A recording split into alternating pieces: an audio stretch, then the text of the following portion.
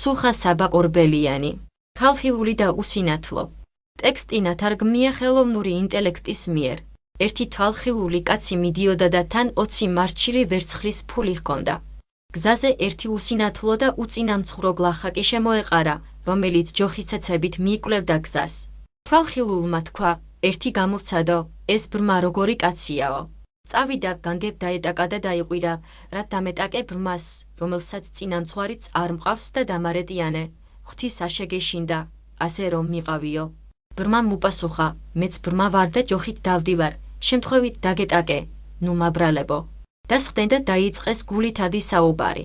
ხალხილულმა უთხრა ბრმას, თხოვნით ნაშოვნი 20 მარჩილი მაქვს და არ ვიცი, რომელია წმინდა ვეცხლი და რომელი არაო.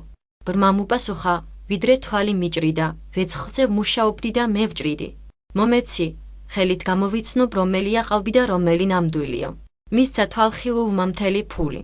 ბრმამ ფული სარტყელში გაახვია, გაებარა და ხმულში ჩაწვა, ეგონა დავემალეო. როცა დაიბიანა, თვალხილულმა ძახილი დაუწყო, სად ხარ, რატომ დაიბიანეო? და დაუწყო ვედრება, ნუ წამართმევ უსინათლოს, მრავალი ჭირითა და სიმწრით მიშოვნია, ჩემს ცოდვას ნუ დაიდებო. ბრმას თვალხილული მართლა ბრმა ეგონა, იმალებოდა და ხმას არ იხებდა. თვალხილულმა ვედრება დაასრულა, აიღო ერთი ქვა და თქვა, ღმერთო, თუ ეს კაცი ფულის წართმევას მიპირებს, ეს ქვა ფეხებზე დაჰყარიო, ეს როლა ქვა ბრმას და ფეხებზე მოარტყა.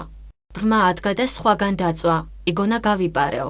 აიღო თვალხილულმა კიდევ უფრო დიდი ქვა და ღმერთს შეევედრა, მე უსინათლოს, ამდენი ნაწვალები მომპარა და თუ მართალი ვიყო, ეს ქვა ბეჭებზე დაჰყარიო.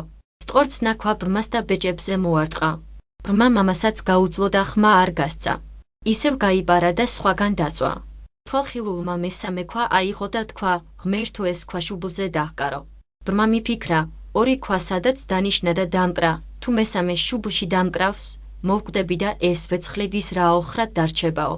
და დაუყივლა, ძმაო, რატომ წუხარ, მინდა კარგად გავარჩიო ფული საკარგი და მოგცემო. ხალხილულმა აგინა და უთხრა, ბოროტი ხარ. ბრმა, თვალხილულს ვერცხს ამპარაო.